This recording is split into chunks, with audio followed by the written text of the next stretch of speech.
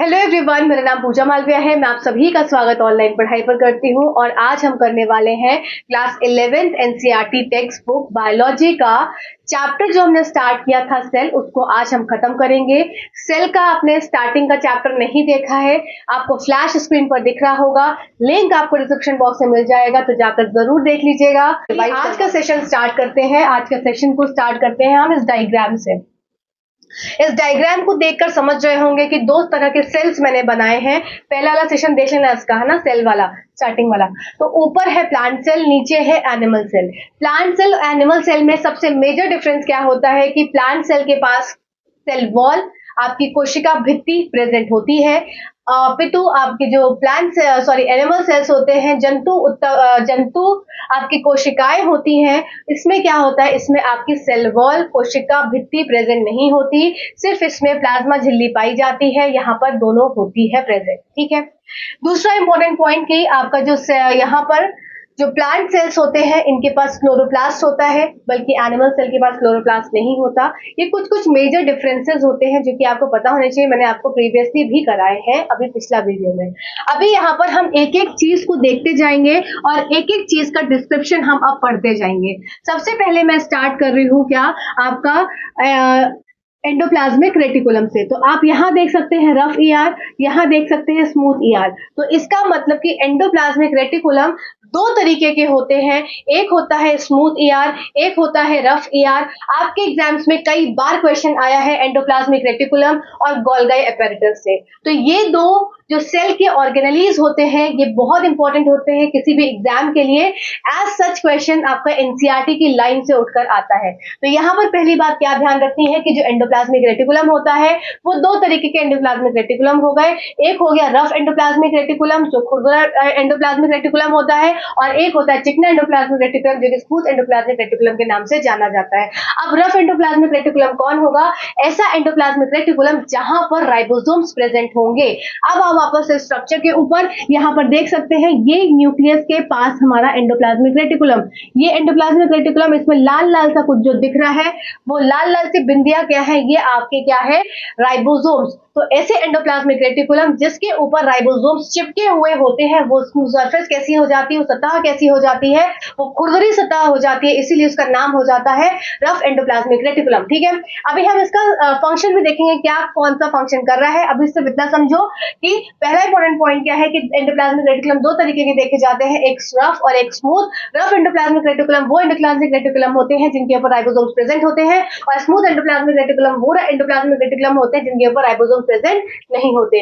तो यहाँ देख सकते हो ये हो गया हमारा स्मूथ एंडोप्लाज्मिक रेटिकुलम और ये हो गया रफ एंडोप्लाज्मिक रेटिकुलम, क्योंकि इसके पास क्या प्रेजेंट है, इसके पास राइबोसोम्स प्रेजेंट है। दूसरा इंपॉर्टेंट पॉइंट होता है अगर इसकी लोकेशन पूछी जाए एंडोप्लाज्मिक रेटिकुलम की कि कहां पर ये प्रेजेंट होते हैं एक सेल के अंदर, चाहे आपका प्लांट सेल हो चाहे वो एनिमल सेल हो, तो एंडोप्लाज्मिक रेटिकुलम आपके न्यूक्लियस के पास पाए जाते हैं, ठीक है। ये दूसरा पॉइंट आपको इंपॉर्टेंट याद रखना है कि इनकी लोकेशन क्या होती है, ये न्यूक्लियस के पास पाए जाते हैं, ठीक है। न्यूक्लियस नाभिक, ठीक। अब आपको देखना है कि रफ एंडोप्लाज्मिक रेटिकुलम और स्मूथ एंडोप्लाज्मिक रेटिकुलम का रोल क्या है, इसका काम क्या है, बहुत इंपॉर्टेंट है।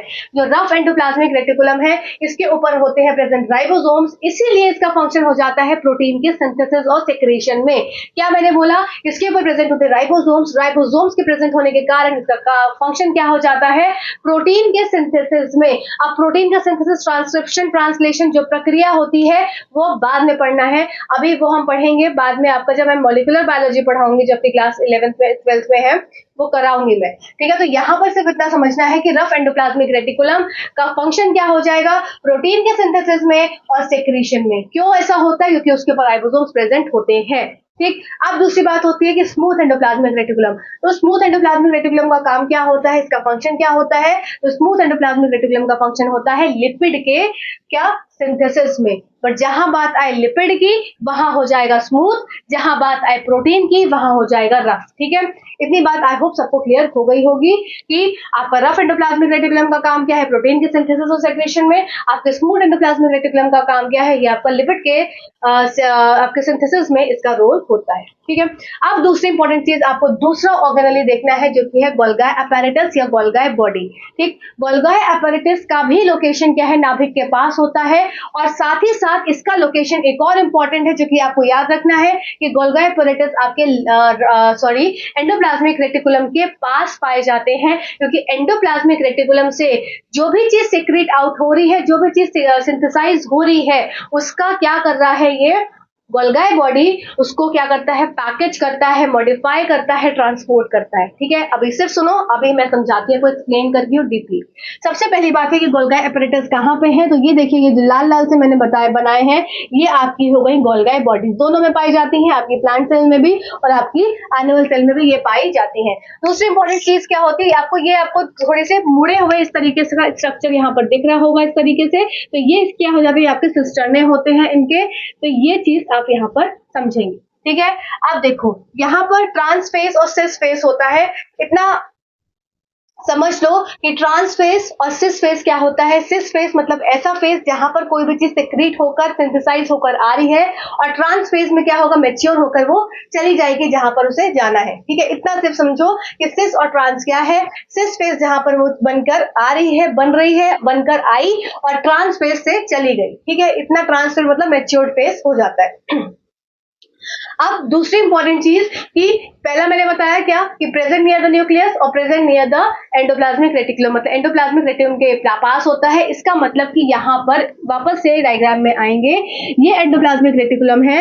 अब इससे जो भी चीज सिक्रीट हुई, तो जो भी चीज में क्या सिक्रीट हुआ होगा, प्रोटीन सिक्रीट हुआ होगा और आपका लिपिड सिक्रीट हुआ होगा। तो ये प्रोटीन और लिपिड का जो सिक्रीशन हुआ यहाँ से, ये क्या होगा, ये यहाँ से सिक्रीट आउट होकर इधर इस तरह से अंदर की तरफ चला जाएगा। ठीक है, तो इसका मतलब जो भी चीज बनती है कहाँ, एंडोप्लाज्मिक रेटिकुलम में, उसको क्या करता है, पैकेजिंग का काम करता है गोल्गी एपैरेटस। तो पहली इंपॉर्टेंट चीज जो आपको गोल्गी एपैरेटस के फंक्शन के बारे में समझनी है कि वो क्या करता है, पैकेजिंग करता है मटेरियल्स जो भी क्या है सिंथेसाइज हो रहे हैं कहां पर, एंडोप्लाज्मिक रेटिकुलम से। एंडोप्लाज्मिक रेटिकुलम से क्या सिंथेसाइज होता है, बार बार मैं रिपीट कर रही हूँ, एग्जाम में क्वेश्चन आता है, प्रोटीन्स और आपके लिपिड्स। तो इनका जब सिंथेसिस हुआ तो उसको पैकेज किसने किया, गोल्गी बॉडी ने किया। तो गोल्गी बॉडी का काम पहला क्या हो गया, पैकेजिंग हो गई। तो पैकेजिंग आपकी ये दो तरीके से होती है, पैकेजिंग आपकी दो तरीके से होती है। एक तो होती है इंट्रासेल्यूलर, मतलब कि सेल के अंदर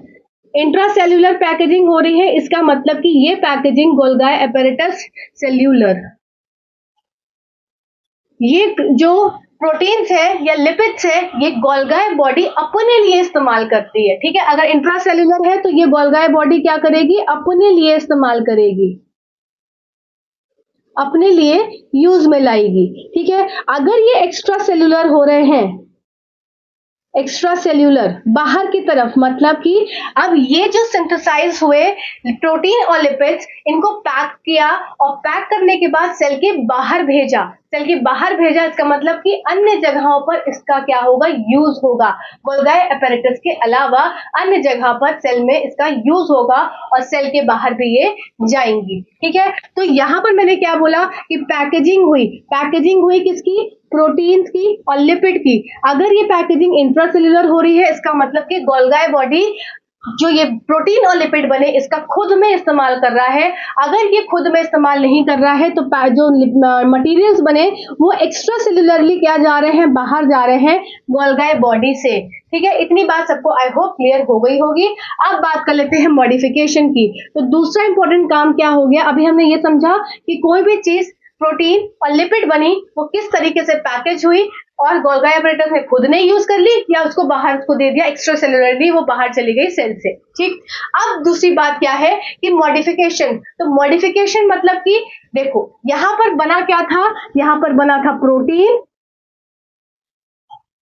और लिपिड, और ये लोकेशन क्या थी प्रोटीन और लिपिड की बनने की, ये थी आपकी endoplasmic reticulum. Rough endoplasmic reticulum protein बनाता है, स्मूथ एंडोप्लाज्मिक रेटिकुलम लिपिड बनाता है। अब यहाँ पर मॉडिफिकेशन हो रहा है, मतलब कि कोई चीज क्या हो रही है, मॉडिफाई हो रही है। जब प्रोटीन के साथ कार्बोहाइड्रेट मिल जाता है, जब प्रोटीन के साथ कार्बोहाइड्रेट मिल जाता है तो क्या बना लेता है, ये आपका यहां बना लेता है ग्लाइकोप्रोटीन। ग्लाइको मतलब आपका कार्बोहाइड्रेट होता है, तो यहां पर बन जाता है ग्लाइकोप्रोटीन। जब प्रोटीन के साथ कार्बोहाइड्रेट मिलकर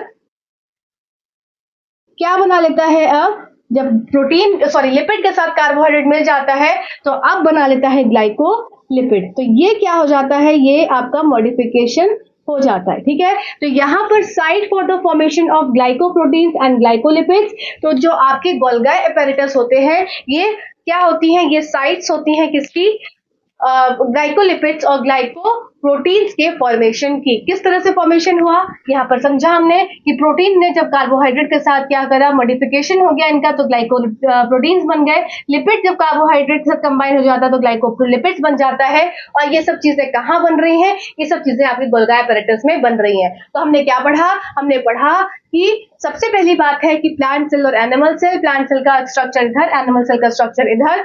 अभी जैसे जैसे चीजें आती जाएंगी मैं एक एक टॉपिक इनका एक्सप्लेन करती जाऊंगी।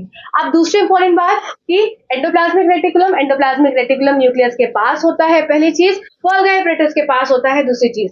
तीसरी इंपॉर्टेंट चीज कि एंडोप्लाज्मिक रेटिकुलम में अगर राइबोसोम प्रेजेंट है तो रफ एंडोप्लाज्मिक रेटिकुलम, जिसका काम होता है प्रोटीन को सिंथेसाइज करना और इसका क्या करना, सेक्रेशन करना। दूसरा काम क्या है, स्मूथ एंडोप्लाज्मिक रेटिकुलम, ऐसे एंडोप्लाज्मिक रेटिकुलम जहां पर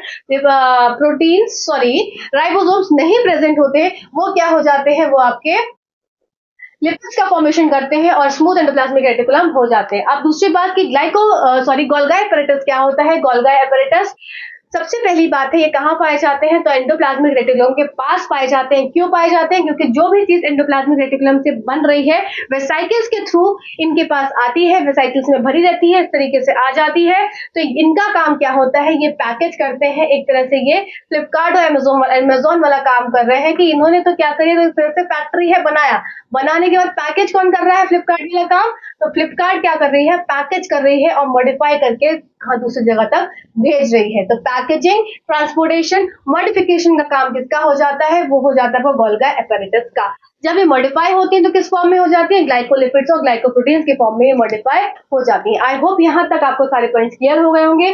चलिए मैं इसको रब कर देती हूँ, बाकी पॉइंट्स आपको मैं क्लियर करती हूँ। चलिए तो आप स्टार्ट कर देते हैं लाइसोसोम्स। तो लाइसोसोम्स आपके प्लांट सेल और एनिमल सेल दोनों में पाए जाते हैं और इनका रोल क्या होता है, ये एक तरह से डाइजेशन का काम करते हैं क्योंकि ये होती हैं डाइजेस्टिव एंजाइम्स।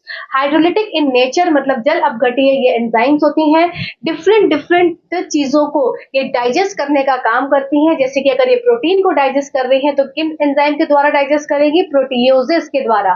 ठीक है, अगर लिपिड को डाइजेशन हो रहा है तो लाइपेजेस के द्वारा। अगर कार्बोहाइड्रेट का डाइजेशन कराना चाह रही है सेल के अंदर तो ये कार्बोहाइड्रेट एंजाइम सिक्रीट आउट करती हैं। दूसरी इंपॉर्टेंट बात कि ये जो आपकी लाइसोसोम्स होती हैं ये सुसाइडल बैग्स की तरह भी एक्ट करती हैं। जब ये समझ लेती है कि अब सेल बेकार हो गया है, अब इसमें प्रॉपर सेलुलर मेटाबॉलिज्म नहीं हो सकता है, तो उस समय ये क्या करती हैं, ये अपने अंदर जितनी भी एंजाइम्स हैं, लाइसोसोम्स के ही अंदर एंजाइम्स होती है, तो वो लाइसोसोम्स के अंदर की जो एंजाइम्स है वो बाहर निकलने के लिए क्या करती हैं, अपने आप को बर्स्ट कर देती हैं, फाड़ देती हैं। तो ये जब लाइसोसोम्स फट जाते हैं, बर्स्ट हो जाते हैं, तब क्या करते हैं, सारे जितने भी हाइड्रोलिटिक एंजाइम्स हैं ये पूरे सेल में फैल जाती हैं और इससे क्या है, सेल अपने आप को डैमेज कर देती है, खराब कर देती है। तो ये एग्जाम में पूछा जाता है कि कौन सा ऐसा सेल ऑर्गेनेली है जो कि सुसाइडल बैग की तरह एक्ट करता है, तो आंसर हो जाएगा आपका लाइसोसोम्स। क्यों ऐसा करते हैं, क्योंकि इनके पास हाइड्रोलिटिक एंजाइम्स होती है जिनका रोल होता है डिफरेंट जितने भी आपके कॉम्प्लेक्सेस हैं उनको क्या करना, उनको इमल्सिफाई करना या डिफरेंट कॉम्प्लेक्सेस को सिंपल फॉर्म में तोड़ देना और उसके बाद इनको डाइजेस्ट कर देना। ठीक है, चलिए, और ये हमेशा एक और इम्पोर्टेंट पॉइंट कि जो लाइसोसोम्स होते हैं ये भी आपका वनडे एग्जाम का फेवरेट क्वेश्चन है कि कौन सा ऐसा एनवायरनमेंट है जो कि लाइसोसोम्स को काम करने के लिए बहुत मददगार साबित होता है। तो इनके लिए जो एनवायरनमेंट होना चाहिए ये हमेशा एसिडिक पीएच पर काम करते हैं। अगर पीएच आपका क्षारीय होगा या उदासीन होगा, न्यूट्रल होगा, तो ये लाइसोसोम्स आपकी काम नहीं करेंगी। तो ये लाइसोसोम्स आपकी एक्टिव होती है एट अ एसिडिक पीएच या ऑन एसिडिक पीएच। और ये बनाता कौन है, ये रफ एंडोप्लाज्मिक रेटिकुलम बनाता है। और क्लास 11th स्टैंडर्ड की बुक में लिखा हुआ एक लाइन आपकी इंपॉर्टेंट कि ये जब पैकेजिंग हो रही होती है गोल्गी एपेरेटस के अंदर, देखो क्लास 9th एनसीईआरटी बुक में लाइन लिखी है कि ये कहाँ बनती है, रफ एंडोप्लाज्मिक रेटिकुलम पर। क्लास 11th एनसीईआरटी बुक में एक लाइन लिखी है कि जब पैकेजिंग हो रही होती है गोल्गी एपेरेटस में तब ये लाइसोसोम्स बनती है। तो दोनों तरह से आपसे पूछा जाए तो आपको आंसर को टिक करना है कि रफ एंडोप्लाज्मिक रेटिकुलम भी भी बनाता है, और जब पैकेजिंग हो रही होती है गोल्गी एपरेटस में तब भी ये बन रही होती है, मतलब कि वहां से बन रही है, रफ एंडोप्लाज्मिक रेटिकुलम से बन रही है और पैकेज हो रही है, तो उस बीच भी ये बन रही होती है। ठीक है, चलो ये वेस्ट डिस्पोजल सिस्टम एक तरह से हमारे सेल का होता है। ठीक, चलिए अब बात कर लेते हैं क्या वैक्यूल्स। तो वैक्यूल्स हमारे प्लांट सेल और एनिमल सेल दोनों में पाए जाते हैं। वैक्यूल्स जो आपकी रसधानी होती है, ये रसधानी प्लांट सेल्स के अंदर बहुत ज्यादा बड़ा एरिया कवर करती है, मोस्टली 80 to 90% एरिया पूरा कवर्ड होता है किसमें, वैक्यूल से। तो वैक्यूल्स ये देख सकते हैं आपका, ये पूरा पूरा एरिया ये कवर करती है, सेल को अच्छी तरीके का शेप प्रोवाइड करती है, सेल का एक स्ट्रक्चर अच्छा सा मेंटेन करती है, ये सब इसका काम होता है। दूसरी इंपॉर्टेंट चीज कि वैक्यूल जो है ये बाउंड करती है क्या, टोनोप्लास्ट से। ठीक है, टोनोप्लास्ट का काम क्या होता है, मतलब वैक्यूल है, अब वैक्यूल के ऊपर का एरिया क्या हो जाएगा, टोनोप्लास्ट। तो टोनोप्लास्ट का काम क्या होगा, ये आयंस को इधर से उधर ले जाने में मदद करते हैं। दूसरी इंपॉर्टेंट चीज कि जो वैक्यूल है इसके अंदर क्या क्या चीजें पाई जाती हैं, जो इसके अंदर पानी होता है, रस होता है साफ के फॉर्म में, एक्सक्रीटरी प्रोडक्ट्स होते हैं, मतलब उत्सर्जन पदार्थ भी आपके इसके वैक्यूल्स के अंदर पाए जाते हैं। ठीक है, एनिमल सेल के अंदर छोटा वैक्यूल होता है। ठीक, तो ये दो चीज यहाँ पर आपको लाइसोसोम्स और वैक्यूल्स आपको क्लियर हुआ होगा। अब हम देख लेते हैं क्या, माइटोकॉन्ड्रिया। तो माइटोकॉन्ड्रिया सेल के अंदर जो प्रेजेंट होता है, चाहे वो एनिमल सेल हो चाहे वो प्लांट सेल हो, माइटोकॉन्ड्रिया का मेन काम क्या होता है, माइटोकॉन्ड्रिया का काम होता है आपका सेल्यूलर रेस्पिरेशन में। जैसे कि सेल्यूलर रेस्पिरेशन मतलब कि आपका एटीपी का फॉर्मेशन, इसीलिए माइटोकॉन्ड्रिया को बोलते हैं power house of the cell. तो एटीपी का फॉर्मेशन हो रहा है, ऊर्जा का स्राव हो रहा है, तो ये ऊर्जा हमारी कहां से बन रही है, माइटोकॉन्ड्रिया के अंदर बन रही है, पहली इंपॉर्टेंट चीज। दूसरी इंपॉर्टेंट चीज क्या है कि माइटोकॉन्ड्रिया में जो मतलब एक मेम्ब्रेन बाउंड स्ट्रक्चर है, एक तरह से आप यहाँ देखेंगे माइटोकॉन्ड्रिया का स्ट्रक्चर। अभी तक हमने क्या देखा, न्यूक्लियस देखा, न्यूक्लियस के बाहर रफ एंडोप्लाज्मिक रेटिकुलम देखा, स्मूथ एंडोप्लाज्मिक रेटिकुलम देखा, गोल्गी एपरेटस देख लिया, वैक्यूल देख लिया, लाइसोसोम देख लिया। ठीक है, अब हम देख रहे हैं क्या, अब हम देख रहे हैं माइटोकॉन्ड्रिया। तो माइटोकॉन्ड्रिया में ये अंदर का जो स्ट्रक्चर इस तरीके से ये पूरा बाउंड हो जाता है, ये आउटर, ये बाहर की बाउंड्री हो गई और ये इनर की बाउंड्री हो गई। तो इनर की बाउंड्री क्या बनाती है, ये आपकी क्रिस्टे बनाती है। ठीक है, जो कि फोल्डिंग्स है, और आउटर बाउंड्री क्या होती है, ये आउटर मेम्ब्रेन बाउंड्री बनाती है। क्लियर, इतना बस इतना ही समझ लो, दो तरह की बाउंड्रीज होती है, आउटर और इनर। आउटर बाउंड्री, आउटर जो मेम्ब्रेन है बाउंड्री बनाती है, इनर मेम्ब्रेन क्रिस्टे बनाती है, जो कि सरफेस एरिया बढ़ाती है आपकी माइटोकॉन्ड्रिया का। अब दूसरी इंपॉर्टेंट बात कि जो माइटोकॉन्ड्रिया है इसका क्या क्या चीज है, क्या काम होता है, तो क्या काम होता है, सिंपल एक चीज कि ये एटीपी का फॉर्मेशन करती है, इसके पास 70S राइबोसोम्स पाए जाते हैं। बहुत इंपॉर्टेंट है, बहुत इंपॉर्टेंट है, पहले बीपीएससी ने पूछा हुआ है क्या कि माइटोकॉन्ड्रिया के पास कौन सा, मतलब राइबोसोम्स किस टाइप का होता है, या राइबोसोम्स प्रेजेंट होता भी है कि नहीं होता है। तो माइटोकॉन्ड्रिया के पास 70S टाइप का राइबोसोम्स पाया जाता है। तो यहाँ पर ये 70S इंपॉर्टेंट है, इसको आप अपने नोट में नोट कर लीजिएगा, एनसीईआरटी की लाइन है क्लास 11 टेक्स्ट बुक की। इसके पास दूसरा इंपॉर्टेंट जो पॉइंट आपको नोट करना है स्टार मार्कर, कि सिंगल सर्कुलर डीएनए होता है, SCDNA इसको बोलोगे। तो सिंगल सर्कुलर डीएनए किसके पास पाया जाता है, सिंगल एस और सर्कुलर डीएनए। ठीक है, तो सिंगल सर्कुलर डीएनए पाया जाता है किसके पास, आपका माइटोकॉन्ड्रिया के पास। इंपॉर्टेंट है, बहुत इंपॉर्टेंट है। ठीक है, अब इसमें बहुत ही कम मात्रा में आरएनएज होते हैं प्रेजेंट, तो ये सारी चीजें माइटोकॉन्ड्रिया में होती है, इसलिए आपको ये पता होनी चाहिए। ठीक है, एरोबिक रेस्पिरेशन वायवीय श्वसन ये करता है, produce cellular energy in the form of ATP, जो सेल्युलर एनर्जी है वो एटीपी के फॉर्म में देता है। ठीक, फिशन की प्रक्रिया से ये क्या करता है, डिवाइड करता है। तो ये डिवीजन किसके प्रक्रिया से होता है, ये डिवीजन होता है फिशन की प्रक्रिया से।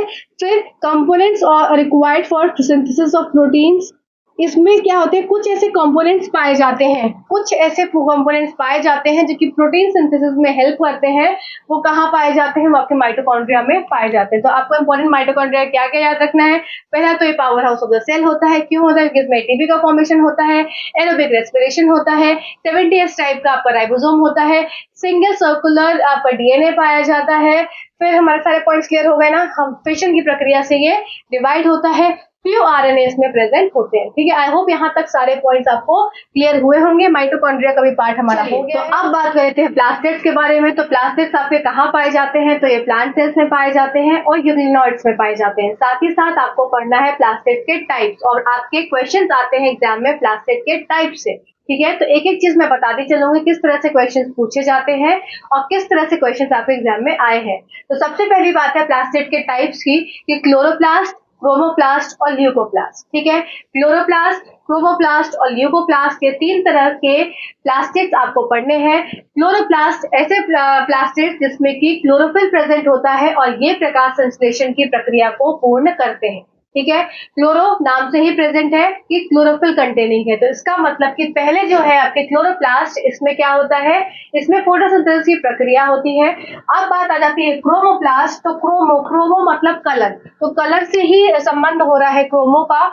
तो क्रोमोप्लास्ट ऐसे प्लास्टिड्स होते हैं जो कि किसी भी पौधे को कलर देते हैं, या फ्रूट्स को कलर देते हैं, या आपके लीफ में कलर, डिफरेंट तरह की लीव्स होती हैं कलरफुल। तो ये जो कलर वाली चीजें होती हैं, जितनी भी कलर इम्पार्ट करने की चीजें हैं, वो सब क्रोमोप्लास्ट के अंदर आ जाती हैं।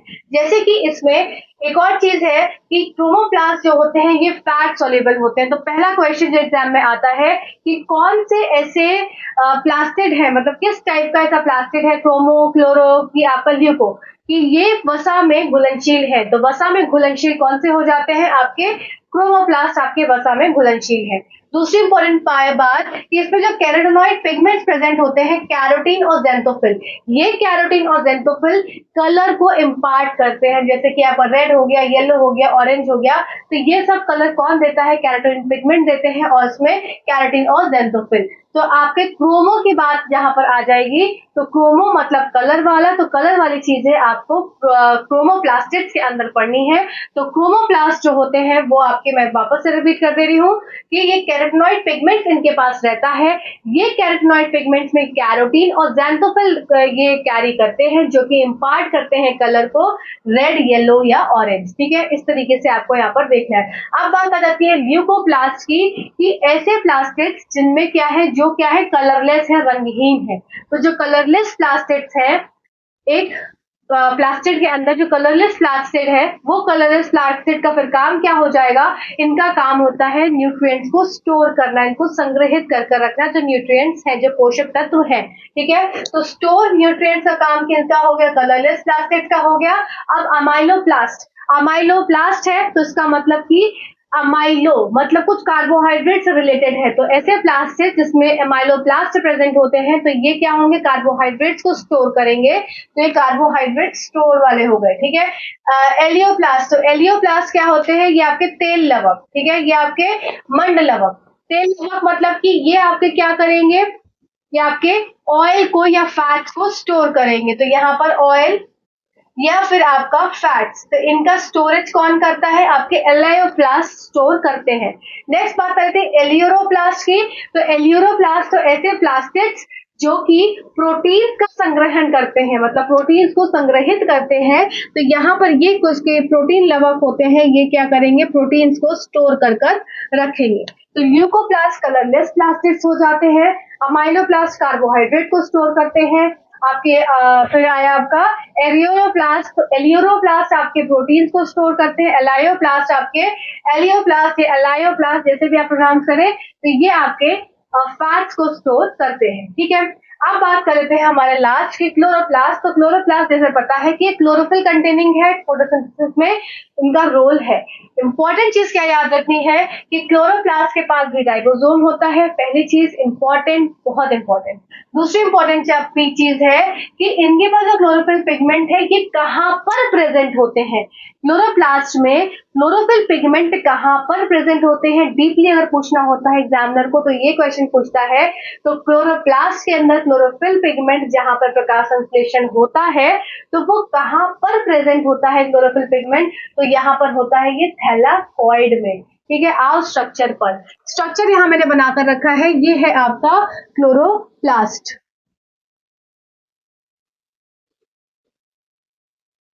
ठीक है, ये आपका क्लोरोप्लास्ट का स्ट्रक्चर है। अब देखो इसमें क्लोरोप्लास्ट में ये जो आपको ऐसा ऐसा डॉट डॉट बना है, मतलब कि ये जो लिक्विड यहाँ प्रेजेंट है ये होता है स्ट्रोमा। ये आपका एक जो सिक्का है, एक सिक्का ये थैलेकॉइड और सिक्के एक साथ इकट्ठे हो जाते हैं तो ये हो जाता है ग्राना। ठीक है, तो एक सिक्का थैलेकॉइड और एक साथ सिक्के सब स्टैक सिक्के की तरह एक के ऊपर एक के ऊपर एक के ऊपर रखे होते हैं, स्टैक जैसे कि पाई होता है, तो वो बन जाता है ग्राना। ठीक है, तो थैलेकॉइड ही वो जगह है जहां पर क्या प्रेजेंट होता है, जहां पर क्लोरोफिल पिगमेंट प्रेजेंट होता है। जो कि आपके एग्जाम पॉइंट ऑफ व्यू से इंपॉर्टेंट है कि क्लोरोप्लास्ट के अंदर प्रेजेंट होते हैं मेसोफिल सेल्स, और मेसोफिल सेल ही एग्जैक्ट लोकेशन होता है फोटोसिंथेसिस की साइट का। अभी तक हम क्या पढ़ते हैं, ध्यान से सुनो सब लोग, ध्यान से बात। क्वेश्चंस जब आपको हायर लेवल में थोड़ा सा क्वेश्चन हाई लेवल करके पूछते हैं तो इस तरीके से पूछते हैं क्वेश्चन। पहले अगर सिंपल पूछा तो क्या पूछेंगे कि कहां पर फोटोसिंथेसिस होता है, तो सबको पता है लीफ में होता है फोटोसिंथेसिस। सब ये क्वेश्चन आप हर कोई दे सकता है। अब एग्जैक्टली पूछा जाएगा कि कहां पर कहां कौन सी साइट है, लोकेशन है जहां पर फोटोसिंथेसिस प्रकाश संश्लेषण हो रहा है। अगर हाई लेवल में पूछना है तो आपका आंसर हो जाएगा मेसोफिल सेल ऑफ लीफ।